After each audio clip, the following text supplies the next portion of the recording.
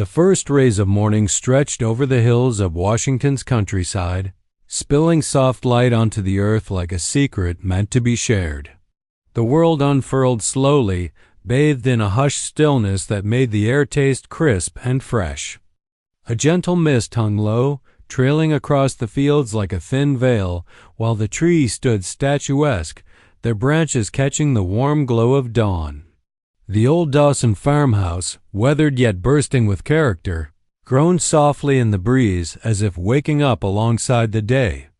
Everything about the moment felt like a kind of quiet magic, the kind often overlooked by most, but not by children, and certainly not by dogs. 8-year-old Emily Dawson sat cross-legged on the wooden front steps, her posture straight and her focus razor-sharp. She held a well-worn pencil in her hand, gripping it in that peculiar way all young artists seem to. Resting on her knees was a sketchpad, its edges dog-eared and smudged with memories of past ideas. She paid no mind to the faint chill still, lingering in the air, to the damp mist clinging to the steps beneath her. Every fragment of her attention was locked on the shape sprawled just behind the living room window. The figure inside was regal yet humble, a German shepherd whose sharp silhouette seemed to fit perfectly against the faded farmhouse interior. Her coat, a blend of deep black and soft tan, stood out against the muted wooden frame of the window, her presence almost too serene for words. Emily had named her Luna the very day her father, Dr. Ryan Dawson, had walked through their front door carrying the injured dog like a fragile, priceless artifact. Her father, being a veterinarian, had made a practice of bringing hurt animals home for recovery, a revolving door of creatures big and small.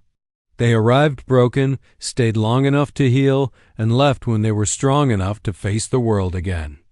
It was how things worked. Emily had grown used to it.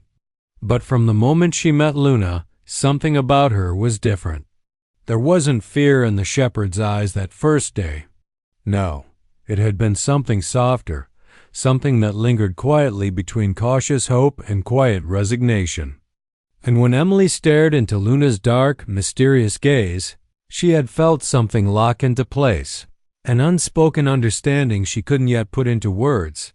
Now her pencil moved in smooth, deliberate strokes, tracing the contours of Luna's frame. The strong but elegant curve of her shoulders, the proud tilt of her head, the tired yet watchful eyes that seemed to hold 1,000 untold stories. Inside, Luna lounged by the window, her gaze following Emily's every movement.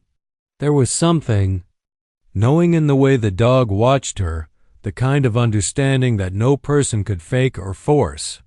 Between the child and the shepherd was a connection that didn't need to be spoken to be felt. They hadn't shared many words, not that Luna could answer, but somehow both of them knew their bond was special. From the very start, it had been something rare, something profound. For nearly a week, Luna had been part of their home, but already every corner of the house seemed to carry her presence. Every morning, Emily woke to find the shepherd patiently lying by her bedroom door, ears twitching at the faintest sounds of life stirring inside. If Emily shuffled from her bed to the bathroom or toward the stairs, Luna didn't need a signal to follow. She simply rose, her movements deliberate, and shadowed Emily wherever her small feet carried her. The slight limp in Luna's back legs slowed her pace, but she never faltered. Emily matched her without question, the rhythm of their steps falling naturally into place. Together they ventured out into the fields surrounding the farmhouse. Emily would toss grain to the chickens or pick delicate wildflowers that grew stubbornly along the fence line, bending easily to nature's will.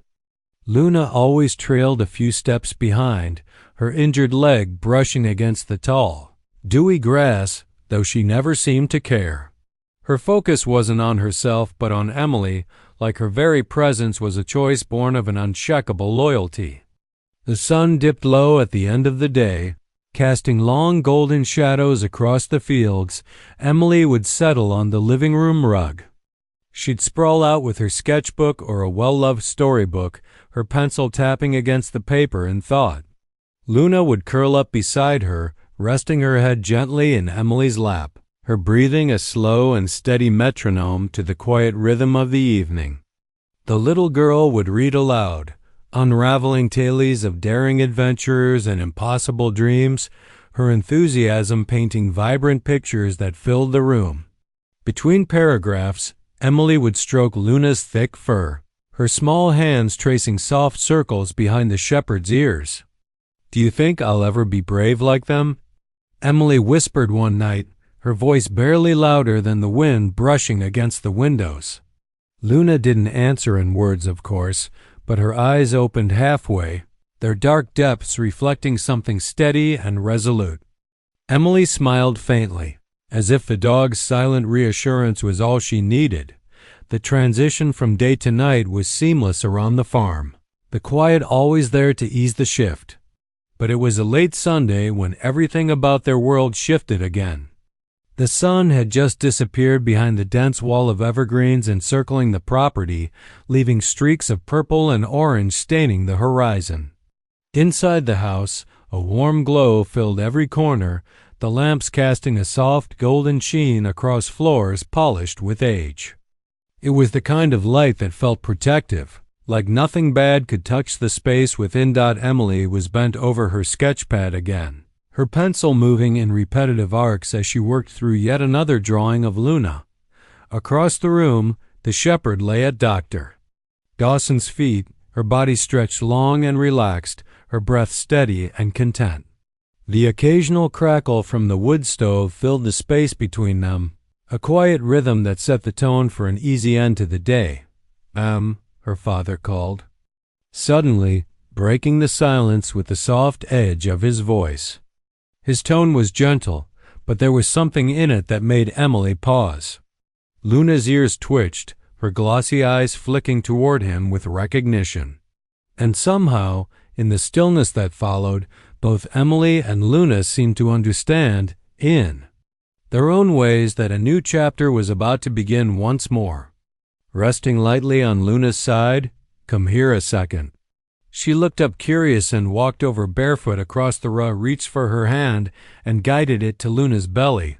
"Tell me what you feel." Hesed Emily pressed her palm flat against Luna's warm fur. At first, nothing, just steady rise and fall of breath, but suddenly something shifted, a flutter, a ripple, so faint it could have been imagined.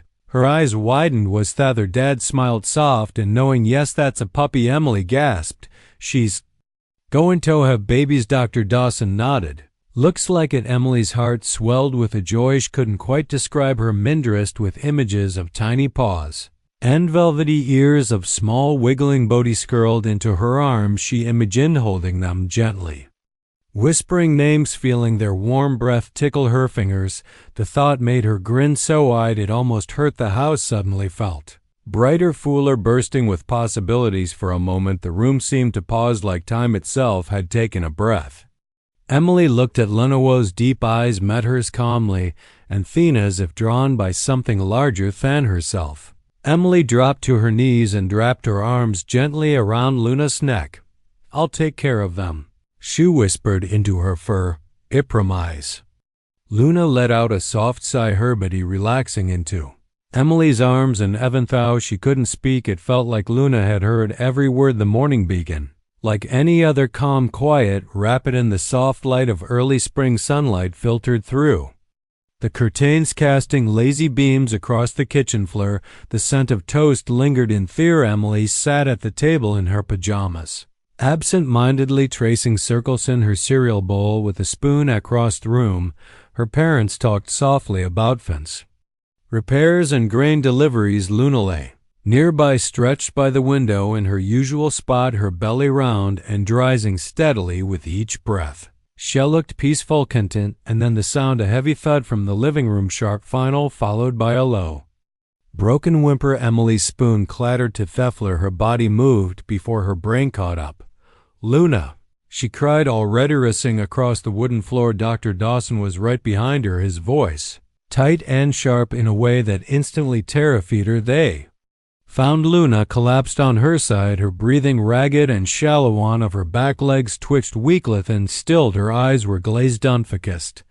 "Call your mother," Dr. Dawson ordered. "Get the emergency kit now." Emily froze for a second, paralyzed by fear, her throat tightening, but then instinct kicked in. She sprinted down the hallway shouting for her mom, fumbling with fellage on the emergency kit through trembling hands. Everything that followed blurred together: her mother's calm, buturgent voice, the softness of blankets wrapped around Luna's body, the roar off truck engine as they raced down Thegraville Road toward the clinic in the back seat. Emily clutched Luna's paw through the folds of a blanket, whispering frantically, "Stay with me, please. Luna, don't go." But even as the words left her lips, a cold fear settled deep in her chest.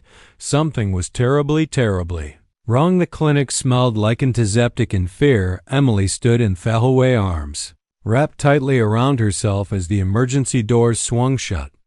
Behind Luna, for a split second, she caught a glimpse her dog, her Luna, limp and motionless on the stretcher as the team wheeled her away. Then the door closed and she was left with only shadows moving behind glass. Her father was inside, barking quick practice set instructions.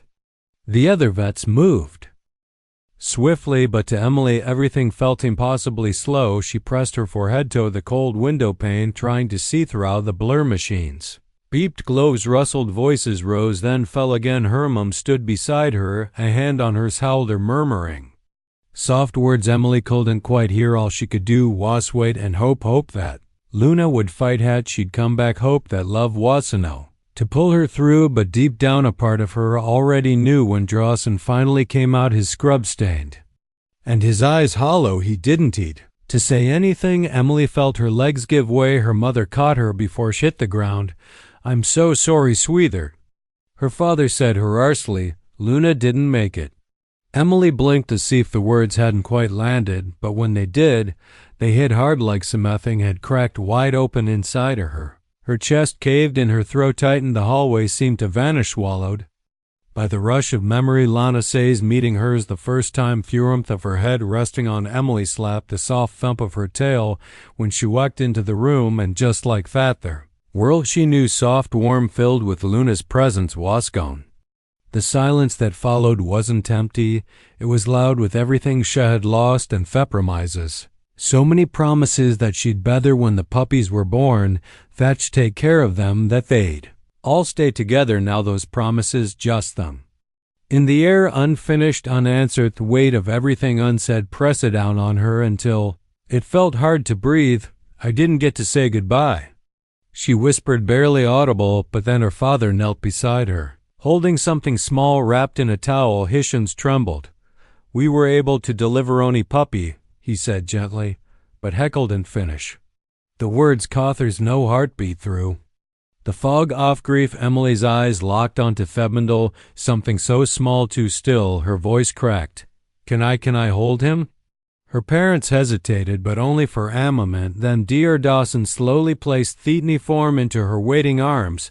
Puppy was weightless, damp, silent. Emily pulled him close to her chest, tears falling freely now, and in that moment she felt something sacred but unbearably heavy resting in her arms. It wasn't just a puppy, it was a promise, a goodbye, a beginning and an ending all at once. Shackleton named the feeling she only knew. It heard deep and quiet in a place no one could see. "I promised her," she whispered, "I promised I'd take care of them," and even though he didn't move, didn't stir, she wasn't ready to say goodbye, not yet. Emily sat down slowly on the cold tile floor, her back against the wall, cradling the lifeless puppy like he was the most precious thing in the world, her arms curled around him, instinctively forming a shelter, a shield. She rocked gently, her movements small and rhythmic like her body somehow knew what to do, even when her mind couldn't find the words. She pressed her cheek against the damp towel, whispering to him through trembling lips,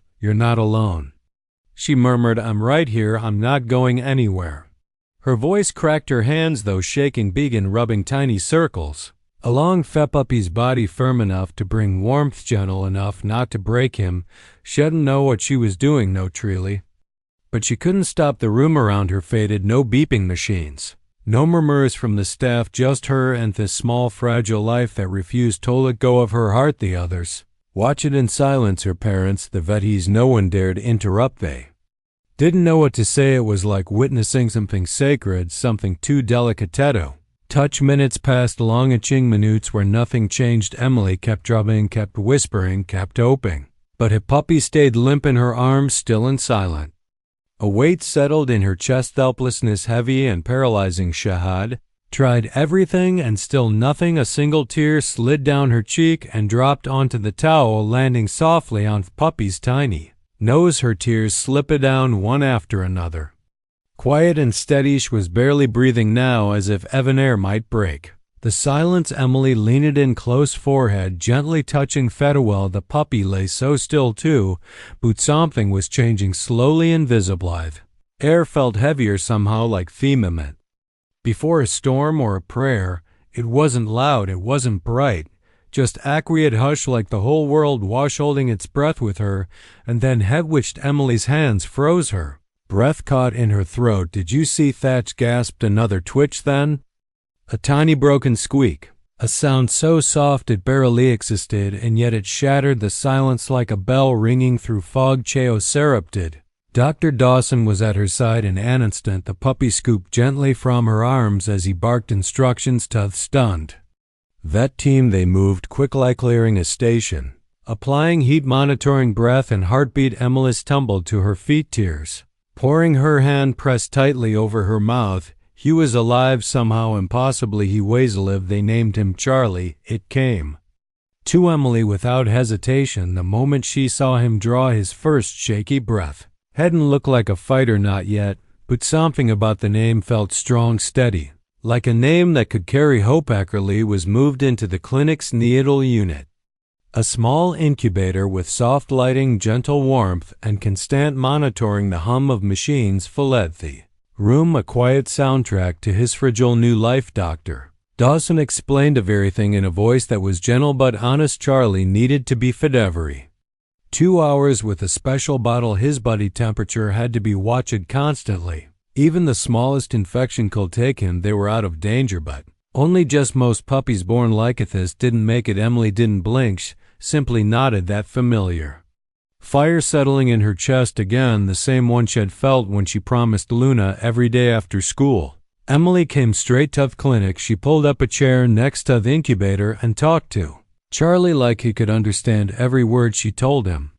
Stories, read him books, whispered about his mother, how brave she was, how much she loved him.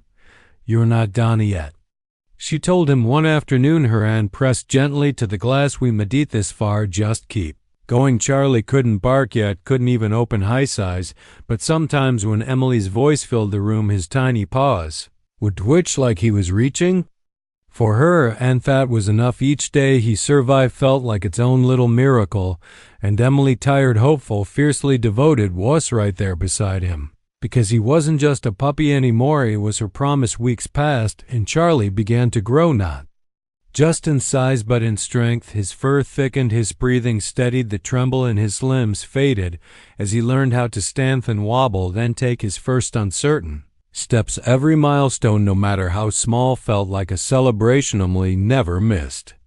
A moment she brought him blankets from home, ones that smelled like her room, like safety. She sang to him softly when he had trouble settling, and when he finally opened his eyes, blinking, unfocused but searching, they found her first. From that moment on, Charlie would lift his head the second Emily entered the room, his tiny tail still more fluff than muscle thudded wakely against the bedding. He knew her voice, her scent, her warmth. Dawson watched from the doorway one afternoon, arms crossed loosely, a rare smile softening his tired face. "I've never seen anything like it," Hammer mirrored. "He doesn't just recognize you, trusts you completely." Emily didn't answer. She didn't need to. She already knew. And Charlie, she felt Luna's presence not as a memory, but as something real, something continuing. The quiet look in his eyes, the way he curled against her side, it was different, yes, but familiar in all the ways that mattered. On evening, as she brushed his soft fur in the glow of the clinic's reading lamp, she looked up at her father. "I want to be a vet someday," she said quietly. Like you, I want to help animals the way we help Charlie. Dr. Dawson knelt beside her, resting a hand gently on her shoulder. You already have the most important part, he said, a heart that never gives up. Years passed, but Emily never forgot. The night she made compromise beside Luna's bed, Charlie grew into a strong, loyal German shepherd, always at her side through every late-night study session, every heartbreak, every triumph. He was there when Emily stood on stage at her veterinary school graduation. She didn't speak about greatest or achievements. She spoke about Luna, about Charlie, about love that doesn't end when someone is gone but carries on through what we protect, what we nurture. Ether are promises you make with words, she said, her voice steady, and some you'll make with your heart. In the sunlight beyond the crowd, Charlie sat proudly beside her parents, his muzzle graying but his eyes still bright, watching her like he always had. Emily smiled, hand over her heart. We kept it, Luna, she whispered. We kept our promise.